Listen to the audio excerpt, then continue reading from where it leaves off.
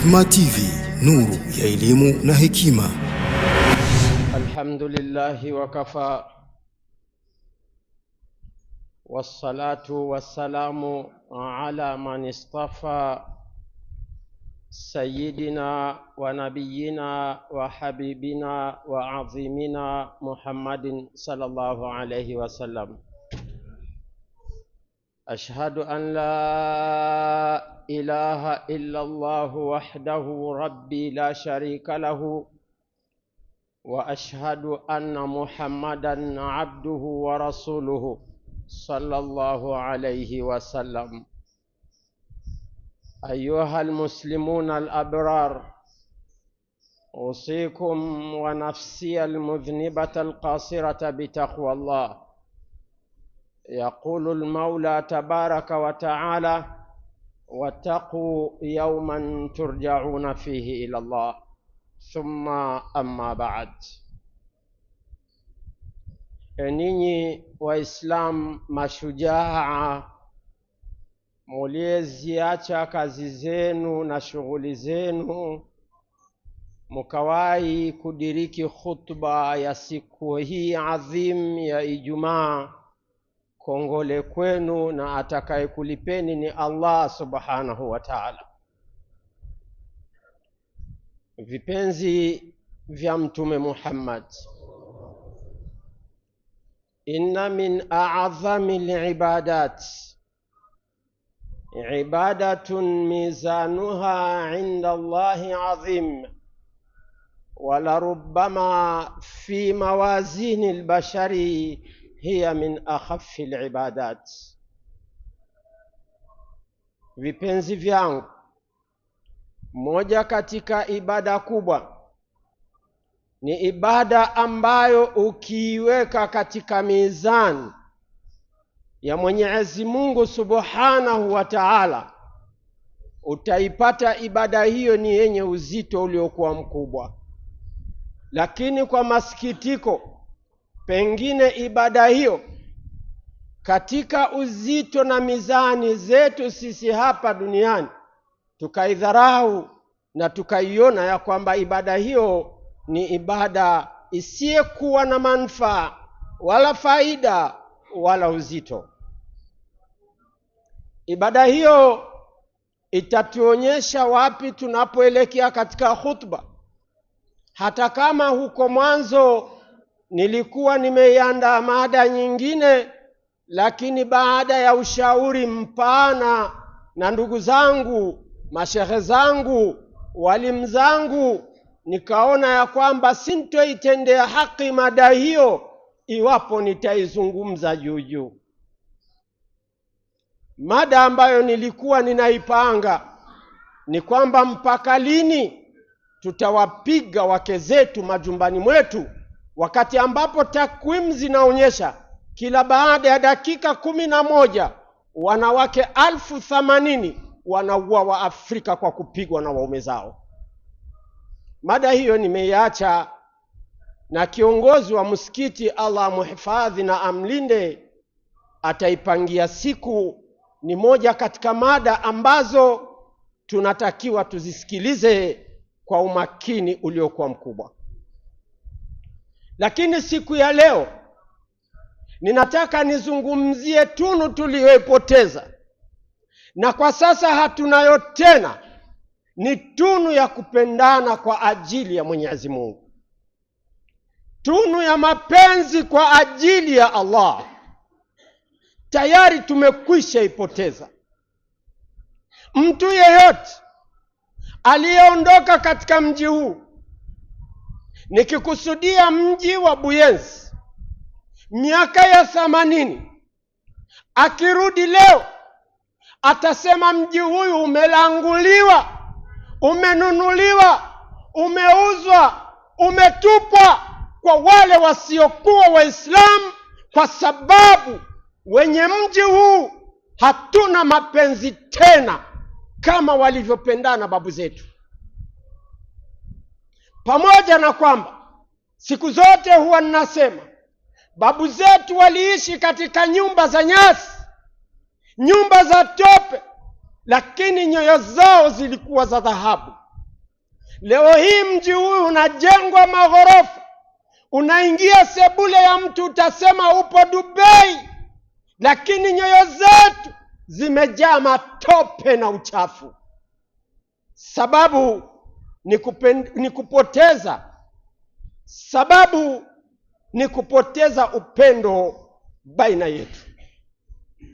Si ajabu leo mtoto wa baba mmoja, mama mmoja, au watoto wa baba mmoja kufungiana vyoo ati tu kwa sababu mwenzao hakupata pesa ya kulipa gari ije iondoe uchafu ndani ya choo kile. Ninapozungumza mambo, jueni ya kwamba mimi kabla ya khutba ya Ijumaa kwa siku 2 nikiwa nitaitoa Buyenzi, ninaanza barabara ya 25 nyumba hadi nyumba mpaka barabara ya kwanza, na vinogono vyote mimi ninapitia, na kila kundi nitakwenda ninasoma, ninauliza. Wallahi, baba mmoja alinilalamikia, na hata kama baba huyo si wa Buyenzi, lakini aliniambia tumegawa vyumba, mimi nina watoto 3 wa kike wamekwisha baleghe, nina midume inacheza mpira, watoto 6, 3 wa kike, waume 3, wote wanalala sebuleni. Inaniumiza pale ambapo dada zao wanapokuwa katika ada yao ya kike, wanapata tabu sana. Lakini siku moja nimeamka, nimebanwa kisawa sawa. Sikubanwa tu na haja ndogo, bali nimebanwa pia na haja kubwa. Nilijikuta usiku napatwa na tumbo likaniletea tabu, nikatoka na funguo kwenda chooni, nikakuta kufuri imekwisha badilishwa, imewekwa nyingine. Sababu nini? Nimewambia wanivumilie siku 3 nilipe madeni, kisha nitatoa pesa. Nikamwambia ndugu yangu anisaidie kwa hilo, walikataa. Nikaenda nikagonga nyumba jirani, hali ya kuwa tayari uchafu umekwisha anza kunitoka. Haya ndiyo yalionikuta Sheikh katika mji huyu ninaoishi ndanimo, na katika ndugu zangu ambao ni wa damu moja. Inapofikia Waislamu ndugu wa damu moja, ndugu wa Uislamu, hatuna mapenzi baina yetu, tunasubiri nini kama si adhabu kutoka kwa Mwenyezi Mungu? Wakati mwingine tunazidisha lawama, gari kukaa foleni kusubiri mafuta bila kutazama au kuzama kwenye kina cha sababu. Sababu kubwa ni Waislamu kuacha Qur'an na sunna za Mtume Muhammad sallallahu alayhi wasallam. Mwenyezi Mungu anapotaka kuwapiga Waislamu, hawapigi Waislamu peke yao, bali anawapiga wote. Wallahi, alimuuliza mama yetu Aisha radhiallahu anha mume wake mtume wa umma, akamwambia anuhuliku wa fina salihina, tutaweza kupewa haraka na miongoni mwetu kuna watu wema? Akajibu, ndiyo mke wangu, idha kathura alkhabatha, pale ambapo uchafu utakithiri, hasa kwa wale watu wa la ilaha illa Allah Muhammadan Rasulullah.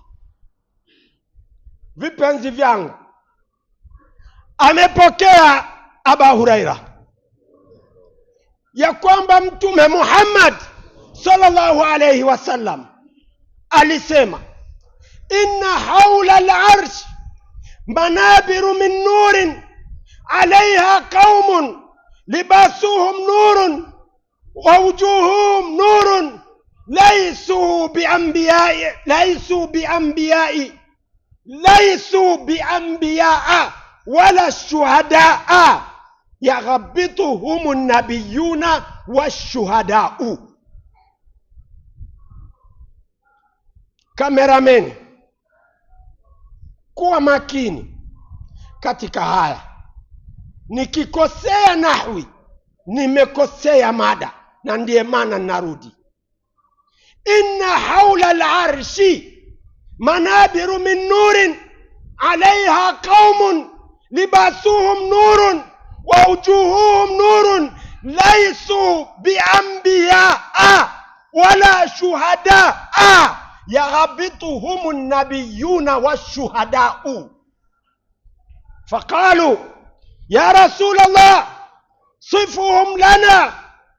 فقال هم المتحابون في الله والمتجالسون في الله والمتزاورون في الله. Wapenzi wa Islam, Abu Huraira radhiyallahu Allah zimwendee anasema ya kwamba kiumbe tahara amesema, hakika pembezoni ya arshi ya Mwenyezi Mungu, pembezoni mwa arshi ya Mwenyezi Mungu kuna jukwaa, kuna jukwaa. Nisameheni, mwajua Kifaransa sikijui, lakini niseme podium, jukwaa. Hapa niko jukwaani. Pembezoni mwa arshi ya Allah kuna jukwaa, kuna jukwaa. Kuna watu nyuso zao zinawaka kama nuru, nguo zao zinameremeta.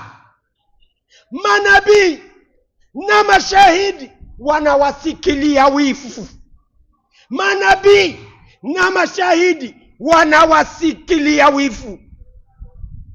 Akaulizwa, tueleze ni watu gani hao? Kiumbe tahara akajibu, ni wale duniani walipendana kwa ajili ya Allah, wakatembeana kwa ajili ya Allah, wakatembeleana kwa ajili ya Allah, wakatembeleana kwa ajili ya Allah, na hata kama walifarikiana ni kwa ajili ya Allah. Tafuteni habari hizi katika kitabu Al-Ihya'u lil-Iraqi, juzu la pili, ukurasa namba 198. Majma'u az-Zawaid wa Manba'u al-Fawaid lil-Imam al-Haythami, juzu la 10, ukurasa namba 277. Napenda nisimame kidogo, ninaelewa humu ndani nina wasomi na ninakuheshimuni. Al-Imam al-Haythami rahimahullah, sio al-Imam al-Haytami. Hawa wawili ni tofauti. Huyu ni mwingine na yule ni mwingine. Google zisikudanganyeni, someni vitabu. Kadhalika hadithi hii nimeipata katika Biharul Anwaru ya Al-Allamatul Majlisi, juzu la 66, ukurasa namba 255. Nimefika nikapiga hodi kwenye maktaba yangu, nikavipata vitabu vya Mashia. Hii hadithi nimeikuta kwenye maktaba ya Mashia.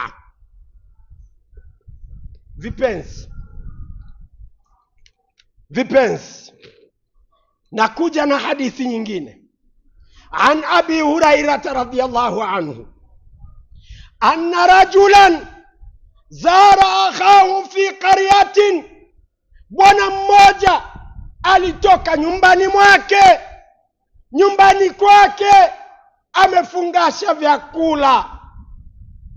amefungasha vyakula, anakwenda wapi? Katika kijiji. Fa arsada Allahu lahu malakan ala madrajatihi, Allah akamtuma malaika kwenye umbile la binadamu. Malaika amekaa katikati ya njia, akamtolea salamu. Akaitika. Akamwambia, waenda wapi? Akamwambia, kijiji kinachofuata kwa ndugu yangu. Faqala hal lahu alayka min ni'matin turabbiha? La. Hal alayka min an-ni'mati tarubbuha? Unamfuata, kuna mambo unakwenda kuyapata kwake. Hapa nisimame kidogo. Urafiki wa leo ni urafiki wa maslahi. Ndugu yako akiumwa, maslahi yamekwisha. Na hapa kwa yule ambaye nafsi yangu ipo mikononi mwake, ukimuona mtu anakupenda, anakukumbatia, anakupa chakula, hali ya kuwa wewe ni maskini, muombee dua mpaka upatwe na usingizi. Katika nyakati ambazo wanadamu tunadharauliwa, ni wakati wa ufukara na umasikini na magonjwa, ndipo utakapowajua marafiki. Marafiki wengi hawana upendo, hawana uvumilivu wa ufukara. Ikiwa kama utanikimbia mimi Songoro kwa sababu sina cha kukupa, napenda nikupe taarifa. Ukikimbia mita 1, nitakuwa mbali na wewe mita 1000. Halafu tutatazama nani mshindi kesho kati ya mimi na wewe. Yawezekana yupo mtu mmoja Dar es Salaam anakutia kiburi, lakini nafsi ya yule mtu ipo kwa Allah.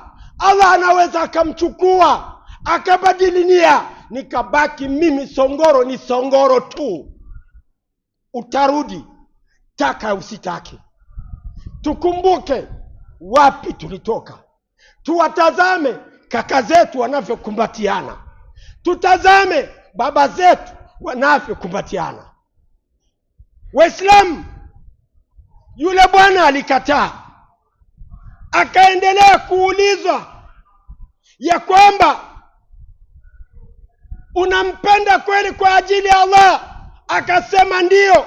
Qala fa inni rasulullahi ilaika anna Allah ahabbaka kama ahbabtahu. Sasa nikupe ukweli na uwazi, mimi ni malaika wewe, mimi ni malaika. Sifanya mchezo mimi nakaa uko juu, sendi chuoni wala sini. Nimetumwa na Allah, nimetumwa na Allah. Allahu jalla jalaluhu, nije nikwambie ya kwamba Allah anakupenda kama unavyompenda ndugu yako. Uzuri ulioje kupendwa na Allah. Amepokea Imam Bukhari katika Adabul Mufrad hadithi namba 350, na Imam Muslim hadithi namba 2567, na katika Sahihul Jami' ni hadithi namba 3567, na Sahih Ibn Hibban juzu la pili ukurasa namba 333. Tunakwenda katika kumalizia. Bwana mmoja anaitwa Rabia, huko Baghdad. Nina wapenzi wengi tu na walimu zangu, huwa wanapenda kukosoa visa vyangu.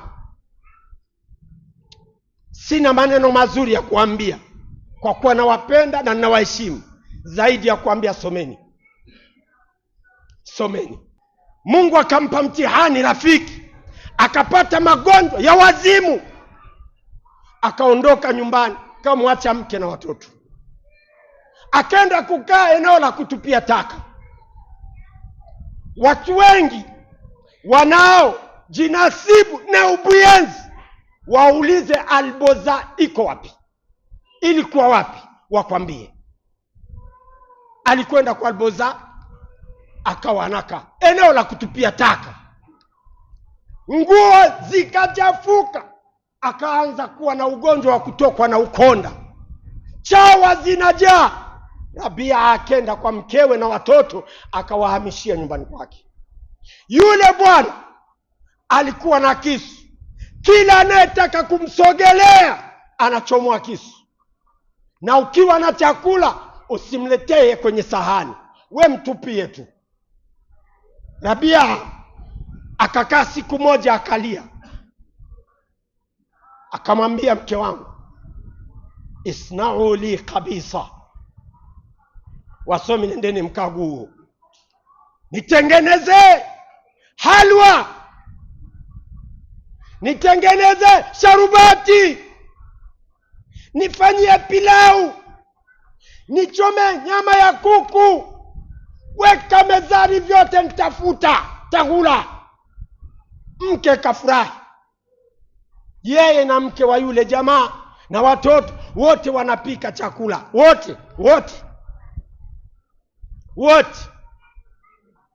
kimeiva, kimewekwa sebuleni, kimefunikwa na kawa.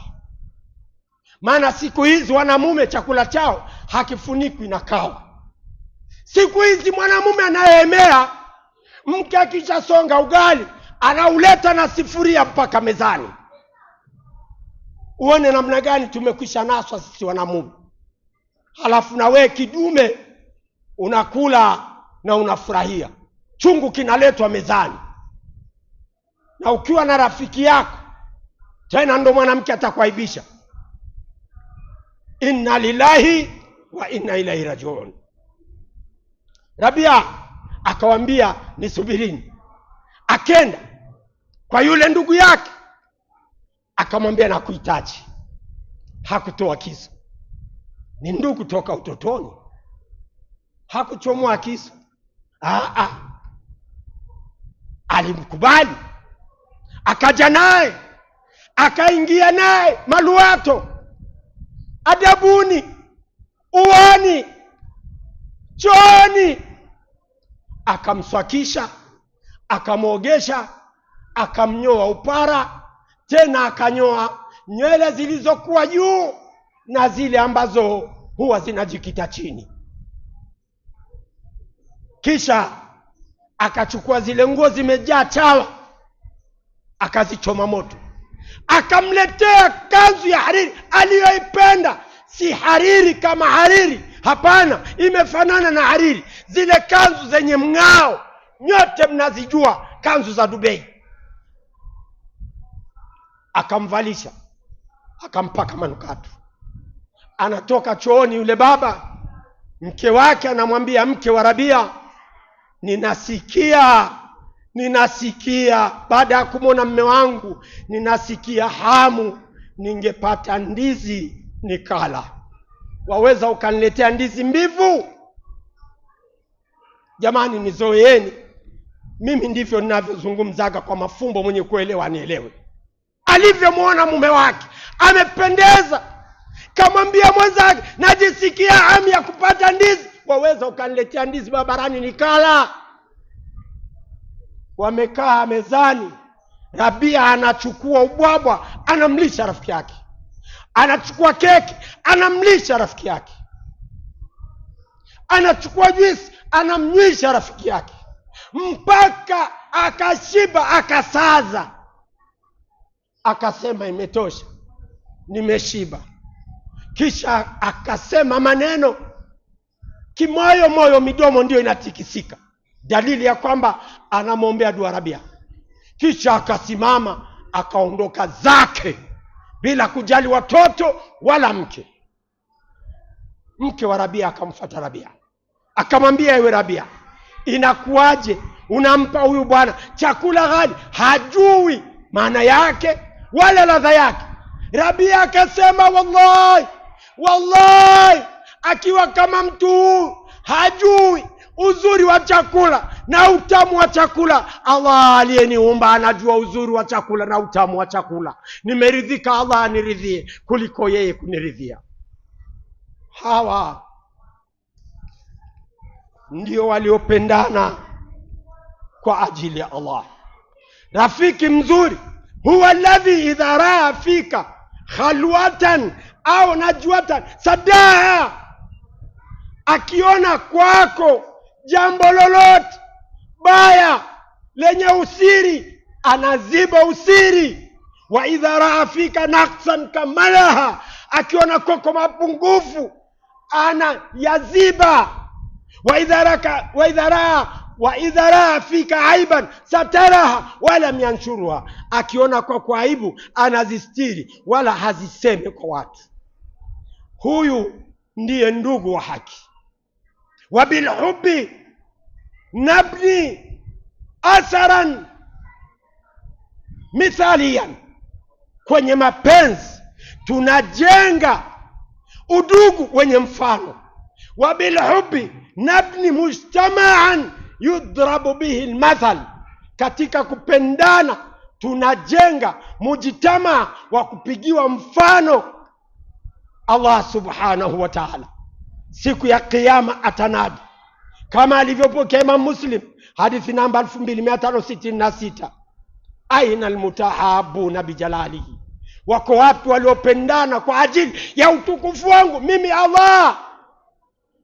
Udhilluhum fi dhilli yauma la dhilla illa dhilli, ni waweke katika sehemu salama yenye kivuli, siku ambayo hakutokuwa na kivuli ila kivuli chake Allah subhanahu wa ta'ala.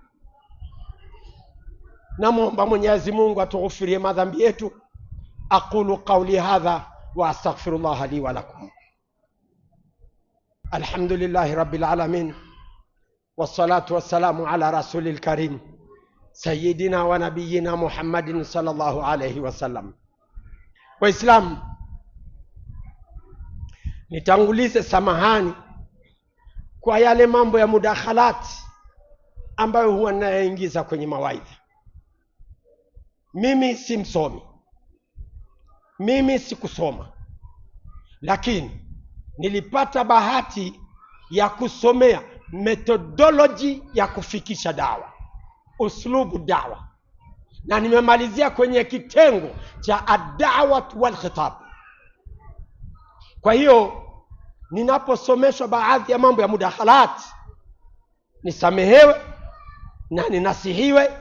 Kuna wengi wanaonipenda na wananasihi.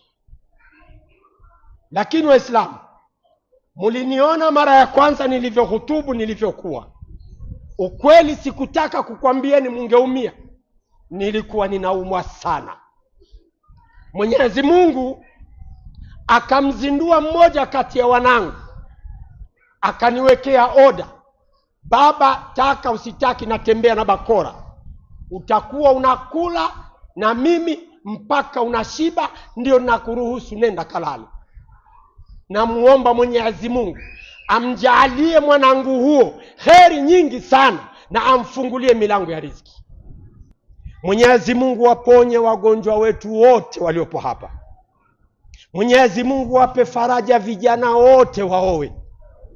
Mwenyezi Mungu ipo bei ya kuoa ya mahari imepandishwa kwa maksudi na vijana toka South Africa, Dubai, Ulaya na Marekani. Binti mmoja anaolewa euro 5,000. Yule muadhini wa hapa msikitini hajawahi kuona euro 100. Ataoa wapi? Allah, shusha bei ya kuoa. Allah, ninakuomba shusha bei ya kuoa. Mwenyezi Mungu nakuomba wale vijana kule wakituma madola yao na mayuro yao yapotezee angani, waache kuchezea mpaka wake za watu. Kisha nihitimishe, mimi nina maombi mengi ya mabinti wanataka kuolewa. Nihitimishe kumwomba Mwenyezi Mungu mabinti hao wapate waume. Hawa waume wawe na sifa 3. Sifa ya kwanza, wawe ni wacha Mungu. Sifa ya pili, wawe na almakwarukwaru, pesa. Na sifa ya 3, wasiwi ni ngumi mkononi. Kisha tumswalie Mtume Muhammad sallallahu alaihi wasallam. kwa amri yake Allah aliposema inna Allaha wa malaikatahu yusalluna ala nabi ya ayyuhalladhina amanu sallu alayhi wa sallimu taslima. Waradhahum anil khulafa'il arba'a Abu Bakr wa Umar wa Uthman wa Ali wa an jami' ashabal mu'minina ajma'in. Rabbana atina fid dunya hasana wa fil akhirati hasana wa qina adhaban nar. Allahumma inna na'udhu bika min adhabi jahannama wa min adhabil qabri wa min fitnatil mahya wal mamati wa min fitnati masiihid dajjal wa aqimis salah.